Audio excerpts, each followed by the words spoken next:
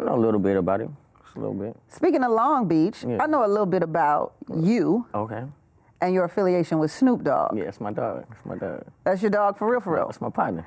But my understanding is that before you were signed to Snoop's label, is that correct? Am I saying that correct? No, I'm signed with Bobby D as my manager. And we're signed to, I host shows for Bobby D. For real? I be hosting them shows with Bobby D. Come on. I be killing them, boy. Bobby D shows be off the chain. Yeah, Do you hear me? me? That's the boss. He man, called man. the right one when he called me. That's all I gotta say. I be turning them out up in there. I ain't turning them down. I feel it. But now I signed with Bobby D. You know, umbrella of Bobby D is Uncle Snoop's Army. Yeah. Which I'm a part of too, for sure. But I heard that that's not really what had went down. Like they was really trying to sign somebody else. Oh nah, so I was performing, and Bobby D, I thought I was somebody else. So he talked to Big U, was like, "Yo, your artist is dope." I'm not too sure who it was. I kind of got an idea, but I don't know, so I ain't gonna say nothing. But Big U was like, "Nah, that ain't my artist." Bobby D was like, "Who's that?" I don't know. And I think he took a liking to me, just being, being cool. I was solid. Taking pictures with everybody. Did a good show, by the way. We killed the show for sure. I'm sure. Yeah, we did that stuff. But we had a couple meetings and we just locked it down after that. Thanks to my publicist, Cammy Johnson, for sure. Nice. So I want to know, so you're now on a record label. Y'all cute. Right. They cute. They know when to clap. Yeah. I wouldn't say I'm on a record label, but I'm in a management deal with Bobby D, though. Okay, it's a management he run my program. Okay. How did you get from not having a publicist and not having management to having it? Just working all day, honestly. Like when I first didn't have nothing, it really didn't stop me from doing it because this ain't a job to me. This is something I'm in love with it. Through the trials and tribulations, I don't have no frowns because at the end of the day, I know what we gonna become. So it really wasn't I don't even know what the process was. It just happened. I just kept working. I just kept doing what I knew I was supposed to do.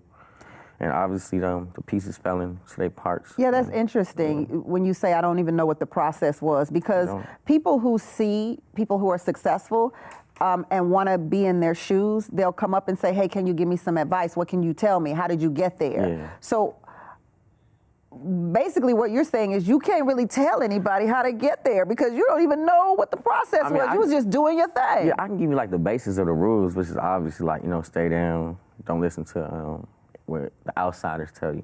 Just follow your heart. What did naysayers have to say to you?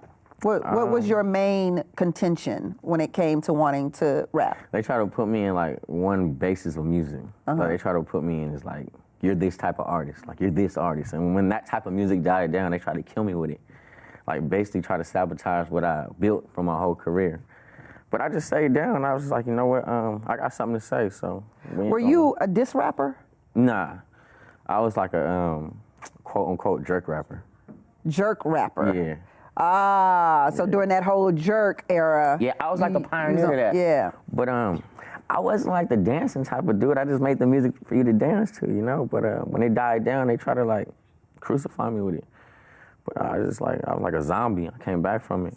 I made myself pop off again. Yeah. There wasn't no turning backs, none of that. We got to make it happen. So what's the mentality you have to have for somebody to put you in a category and say, oh, hey, jerk music ain't in no more, you're whack, you're weak, you whatever. You don't have another chance to go into, huh? You said the mentality? Yeah, what's the mentality? That's only right, I said the Mamba mentality. That's a fact. That really, a lot of people just think that's just a word or something to say for Kobe, but that's really a mentality, it's like tunnel vision. You won't see nobody putting their hands in your way. You don't see nothing that's coming in between. I feel it. No, I'm getting into because you're right. When you have when you have a vision on something, you just go you for don't it. hear nothing else. You don't see nothing else. It's it's amazing. It's been a million times my mama told me to do something I didn't even hear. I was just too in the vision. It's the vision. You got to stick to it. And once the pieces start falling into their places, you might be able to pay attention sometimes, but you got to stick to it. Sure. But you did. Now, I thought you got discovered because you were doing some diss rap on MySpace. Oh, nah, I didn't get discovered because of that, but that's when my confidence came from rapping. Like, you were in high school? Yeah, I was in high school. I used to have messed up teeth. Like, I'm talking about. Let me see your teeth pretty now? Yeah. Look, well, at least now, the first thing people do, there used to be a day where people didn't go get their teeth fixed, but today, folks is going to get their teeth fixed. Nah, I mean, I was going through it for like my whole high school situation. But when I was like, I think I was like a sophomore or junior, like somebody had dissed me. Because we was like having cliques and such. Yeah. And he dissed me in the music. And at the time, it was so easy to get music. And especially in high school, everybody just gets it. Yeah. I came back and got bamboozled. Like, everybody was saying the lines. I'm like, what are y'all talking about? Like, I don't know what's going on. And then I get into class and the teacher plays it. And I'm like, oh, this is serious, like, for sure. And, you know, I'm missing the whole tooth. So I don't even want to, yeah, like, for real. But the teacher was cool. He my partner. He was like, you know, get your stuff right. You know, be ready for it. But, you know, get your stuff right. So I went home. I figured it out. And I came back with it. And, you know, the people, they reacted to it in a good way. Yeah. And that's when I kind of built my confidence. It kind of built me as a man, too, because I started being more open with myself. Yeah. It kind of killed my anything that I have self-consciously holding back. Kind of brought it out for me. So, you know, I would say hip-hop kind of saved my life and changed my life, for sure. It's a fact. Yeah, I would agree. Yeah. With my own I got my teeth fixed, too. Yeah, you got some pearly whites. They gave you whitening and everything. They did it up. Yeah, you know, I be at the liquor mall getting the bleach and stuff. Yeah, for sure. And you got a Louis Vuitton belt. Now, see, I don't like when people have Louis Vuitton belts and then their teeth be jacked up. That don't go together. That don't go together. You know, this probably a fake belt. I don't even know. It's probably fake. I don't even know. I mean, I'm just getting on to the good stuff. You did a song with YG back in the day. We did a couple of them. Do you still, like, y'all still connected or what? We talk now. We went through like a little situation where we didn't really talk because like the people around us kind of made it more than what it was. And I think we were so young, we just immature about it. So what happened? Well, I was from a crew that he was in, and the crew that he was in was based out of like LA and Compton and such, and I'm from Long Beach. Right. And I was out there in LA and Compton for like 3 years, maybe 4, like just really just rocking with him. So I wanted to go back to Long Beach. And when they seen us separate, I guess, you know, the people started thinking that we had problems. Oh. You know, because y'all two ain't with each other no more, and y'all used to be with each other every day. So then people were in your ear, and then people were in his ear, and y'all thought that y'all said stuff about each other? We was definitely immature about it, you know. Yeah. But it was, like I said, it's a growing process. We cool now. We partners. Every time we see each other, you know, we shake hands, talk about it. How is it that men can do that, but women can't? Like, once we got beef, we always side-eye this y'all know, y'all the gender of war. Yeah, they say it's men, but y'all the gender of war for sure. Like, y'all dominant. You know, they say we run the world, but I think y'all do. Facts. You might be right. I think God is a woman. You might be right. I love how you thinking. I ain't gonna lie. For sure. Are you crafting your own Long Beach legacy? Yeah. I can feel it in my body. Like, I get respect from the OGs, like people that's not even rapping, like people that's just been controlling the streets. Half of the time I gotta act like I know them just because they're so legendary. You feel me? Like, you don't even know them. I don't know half of them. But you know they legends, but you don't know who they are. Nah, I just know that they getting praised from the people I'm around. I'm like, oh yeah. But I can feel it in my body, like I'm doing it right. You know, I ain't got no complaints on what I'm doing, and I don't think nobody else do neither. What's your biggest desire? I want to make a school for my city. Yeah. Yeah, I want to build a middle school. We don't have no middle schools. I think in the east side of Long Beach, I think we only got like 3, if I'm not mistaken, 3 or 4. And you know, they in environments where when you come outside, it's kind of hard. Like you coming outside to an environment that you're familiar with. So people around is familiar with you. So do you want to put the middle school in a different environment? Or? No, I want to put it, we don't have no middle schools by the beach, like by the good areas. So I want to build called Long Beach, and there are no middle schools by the beach. Correct me if I'm wrong, but we ain't got no high schools by the beach, to be honest. I think everything's like inland. To keep that stuff kind of safe out there. You can cuss on my show. You ain't got for real? Shit. Get it in. I was wondering why you put all that scratching and stuff in your music. I'm like, why I can't hear the raw version? The people behind the scenes. You know what I'm saying? You have a new album out, Tales from the Shrimp. That's my favorite food, shrimp. I like fried shrimp. I don't do grilled shrimp. You'll do my grilled shrimp. All right, let's go. I'm with it. I'm so tasty. What's the side dishes, though? Let's see, spinach. Okay. I'm good with spinach. Let's see what else I could do for you on the side. I don't. What do you like? I cook it all. What you want? It's some macaroni. You ain't said nothing but a word. My macaroni is bomb. Some macaroni. Yeah, that's probably it. Macaroni. But I don't cook black people macaroni and cheese. I don't even know. Somebody said, "Oh, you wasn't invited to the damn party, no way." What's the difference? Well, you know, black people macaroni and cheese is, first of all, it's yellow. Okay. So that's a fact. That's a fact. It's yellow and it's really cheesy, really cheesy. It's cheese all through the macaroni. Right, all through it. Your cheese is always on top. No. Come on now. That's just wrong. That's you doing mac wrong now.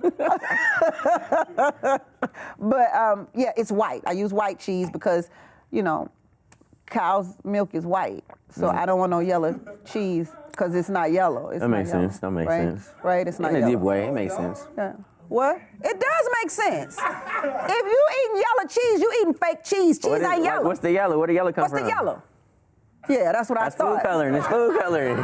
Explain it to them, Tayf3rd, because it's clearly... It's some food coloring, man. It's not real. They don't understand. But I only do use yellow cheese for my sandwiches, so I'm guilty. I do like that Velveeta sometimes. That's what I use for sure. Talk to me about some of your tats. Oh, these are all pictures of me. Well, mine. Don't we believe in ourselves? Yeah, like this on my. I got a picture of me on my face right here. I got a picture of me right here. I got a big old picture of me on my back playing with Barbies and such. Barbie dolls? Yeah. What's up with you and Barbie dolls? It's a story when I was younger. I got caught humping a Barbie by my uncle. I swear, like, I was like 4. I didn't know better. Like, come on. Wait. What was it? A white Barbie, black Barbie? She was black for sure. She was black. Yeah. Was it a slim like Barbie, or was it one of the big ones with the head? I think all the Barbies were like shaped the same at the time. You know, I was like. Yeah, they didn't have. Yeah, you're right. They just started making all of the. Yeah, I got caught. It was a big old story in my life. I don't understand how you hump a Barbie though, like, because it's so small. Yeah, I know. I was small too. It wasn't my fault. I seen a stupid TV show. Kind of like influenced me to be dumb, but you know. Wait, what TV show? I think it was South Park. South Park. That'll do it. That'll do it. That'll do it. That's a fact. And so, did you stop playing with Barbie dolls after that, or no? Shit, I was bamboozled. Like I didn't want to come near a Barbie after that. Like keep them away from me. But you love them enough to put them on your back. Nah, see, all right, what happened was like I was watching the South Park stuff and they were talking about like safe sex. And they were saying safe sex because it was a plastic Barbie. You know what I'm saying? So I just came in at the wrong time and just seen them humping a Barbie. I'm like, let me try it out. Did it work?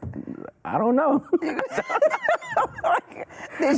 Were you fulfilled? Nah, I probably wasn't. I mean, if I was, I went way down. My uncle popped up like, yo. What's up with the Barbie dude? Nah, he came in yelling, screaming. Oh, he was mad. Hell yeah. You should have told him he should have been happy. You My reply was like, yo, I'm practicing safe sex. Like, what are you talking about? Like, yeah, he was mad though. He's pretty upset. And so how many Barbies are on your back? 2. Okay. Mm-hmm. And is it the one that you humped? Yeah. She got the afro and everything. Yeah. I'm dead ass. Like, it's for sure something I'm going to stick with forever. Well, if you look at all my album covers, actually the same Barbies on every single album cover that I ever put out. Yeah, it's a tradition. Okay. I'm feeling it. It's going to be... Yo, hold on. You told me it's going to get deep, but this is kind of deep now. Hold on.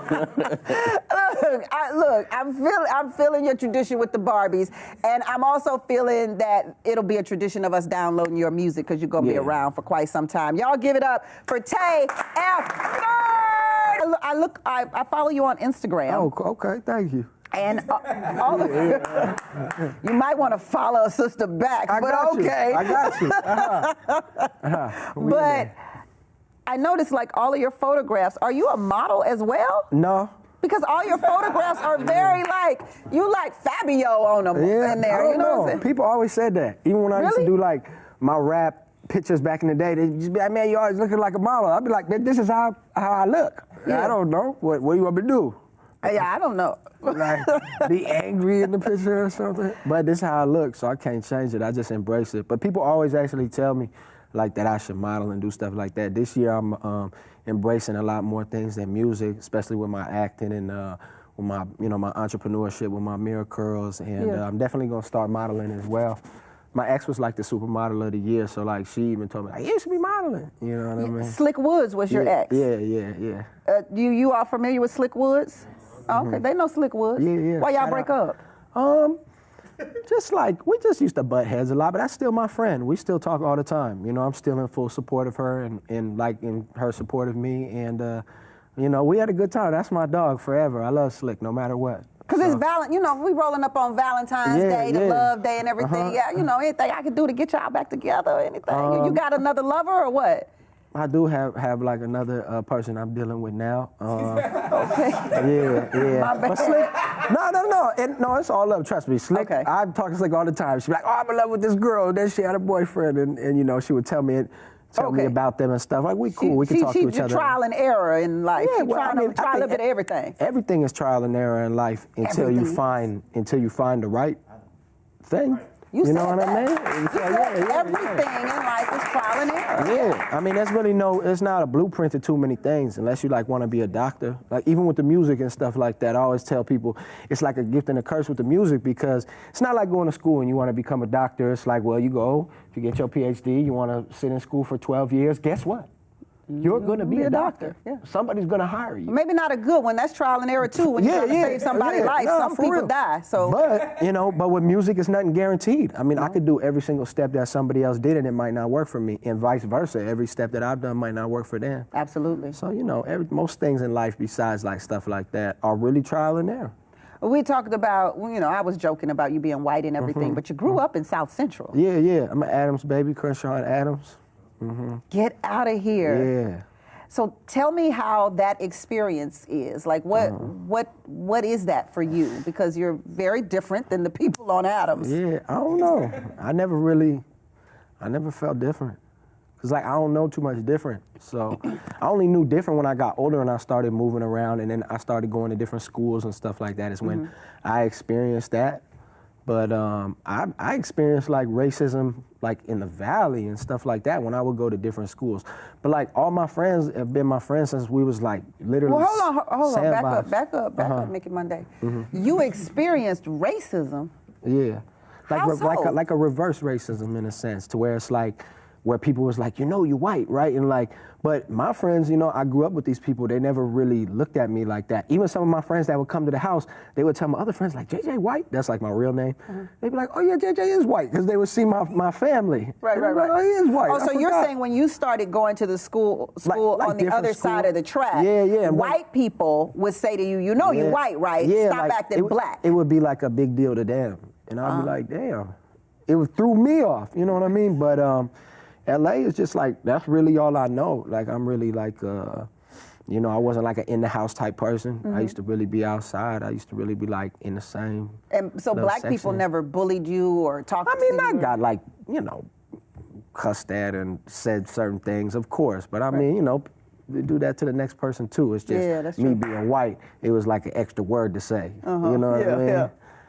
But You do sound like you take everything in stride. Is that your life? Are you kind of just chill about it all? That's all you can do is just take it as it comes and deal with it, because there's nothing you can do but to continue to prosper and to continue to do everything you have to do to reach the goals in life that you set for yourself. Because even your rap music is not so hardcore. Sauce, come on, that's that's saucy. Groove. You know what I mean? It's really a story about somebody coming to Hollywood and experiencing a party in the hills for the first time.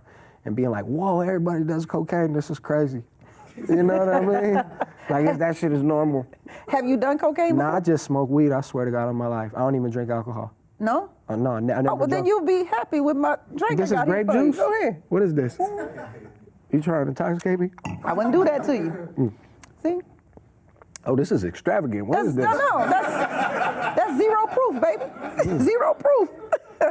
Cheers to you. Cheers to our grape juice and our fancy wine glasses. Yes. Sip from the Holy Grail. Yes. So I love this story about you, how you went on tour with Akon. Yeah. But you thought it was probably not the best idea. Well, the tour part was cool. But that was like after we had kind of set some plans to do other things. But, you know, life happens.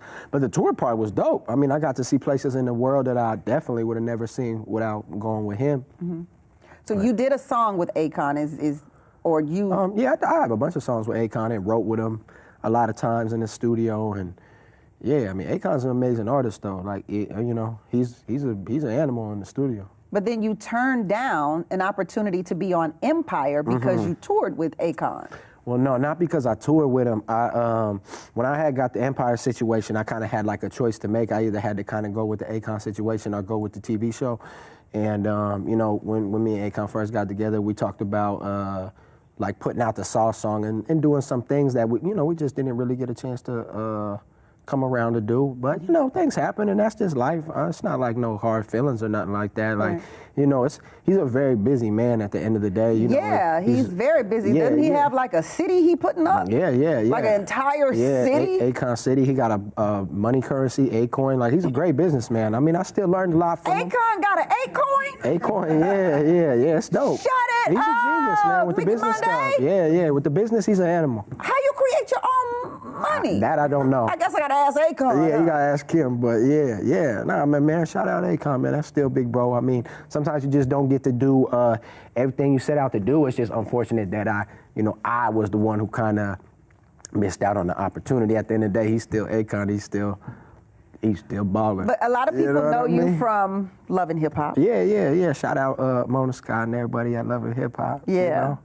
Yeah. So how has that experience been for you? Yeah, that experience it was cool for me. How'd you get on the show? Well, they asked me to be on the show 2 years ago too, and I was on tour with Young Thug, and I couldn't really do it at the time. Mm-hmm. And then when it came back around this year, I just agreed to do it, and I thought it was cool. And then who thought of you? Like, whose idea was it? Hey, let's go get Mickey Munday. Well, at first I was going to be on there with Brooke Valentine. Okay. Like, Brooke was my friend, and we used to like hang out in the studio all the time. So like, but that's how I first got in, like the jar or whatever, let's say. You know what I mean? And then obviously I didn't, and then when it came back around, my friend iRock, shout out iRock.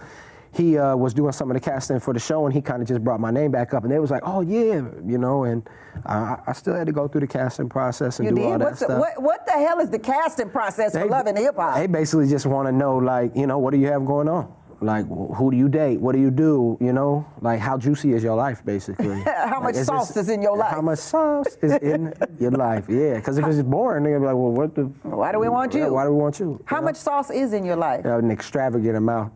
Yeah, it's just Prego every day. It's every day. Ragu. Yeah, it's too crucial. Yeah, but yeah, so my life is it's a good one. It's an interesting one. It's a journey. It's a beautiful struggle. Now, why would you use Mickey Munday is a former drug cartel. Mm-hmm. He considers himself a smuggler, though. Oh. Yeah. I'm like the only rapper. Oh, so you know him? Yeah, I'm the only rapper ever to get the cosign to use the name of the person I took it from. Like, I got footage in the swamp in a boat with Mickey Munday. That's my dog. He in jail right now, but like, he a good dude, a cool ass old dude. Want to talk to you about boats and planes all day. He doesn't consider himself a drug dealer. He considers himself a smuggler. Because he used to fly to Colombia, get the drugs from Pablo Escobar, drop them in the Miami ports. He had a boat company. The boat would pick up the drugs, take them to his tow truck. He had a tow truck company, and the tow truck would take him to the dude, John, that like they consider his partner. But like, they really didn't see eye to eye, man. Trust me, I spent some time with that man. He told me some very interesting stories. Are you telling me too much right now? No. This is all in the documentary. You can see it. Oh, okay. I want to make sure I'm good. You know what I'm saying? I don't want to know too much. I know, right? I dated a few drug dealers in my time. I don't want to know where you got the money from. But he doesn't consider himself like a drug dealer. Everybody always like, oh, the drug dealer, but he considers himself a smuggler. So is a smuggler a little bit higher level than a drug dealer? Is that why? That's above my pay grade. I don't know. But you're right, because Rick Ross took Rick Ross's name, and Rick Ross, the real Rick Ross, was like, hey, that's my name. I'm suing you. I don't want. So same drug kind of thing. Yeah. And he did not approve of Rick Ross, and Rick Ross had to change his name to Ricky Rose. Which shout out the biggest boss, though. I didn't mean it like that, like I'm the only rapper ever, but I just think it's true. You said it is. Yeah, I think it's cool that like I really met dude. Like, we really have pictures, videos, like real conversations. Like even when he went to jail, I was still talking to his granddaughter. Did you have his name first and then meet him, or did you meet him and he was like, "You cool, dude? Take my name." No.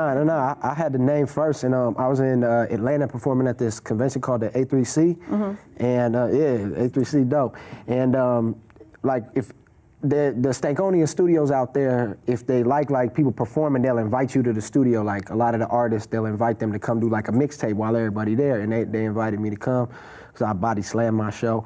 And when I went there, it was these two Spanish dudes. I forgot their names, but they like, yeah, Mickey Munday, man, I seen some of your stuff, you know, World Star, blah blah blah. He's like, hold on. I was like, okay. And he like left the room. I was like, all right. Okay, I don't know what I'm holding for, but and he came back with the phone. He just put me on the phone with him. He's like, with Mickey Munday. Yeah, and he's like, hey man, how you doing? Wow. It's like, I like your stuff, man. If you ever in Miami, like, you know, basically come see me. And I was like, man, I'm gonna be in Miami next week. And when I went out there, I hit him and we linked up in North Miami. And wow. He's a cool dude. Well, man. Mickey Munday, much like Mickey Munday, I like your stuff too. I like your sauce. I like it so much. I want to hear some more of it. You think you can do that for my peeps? Man, we gotta do it.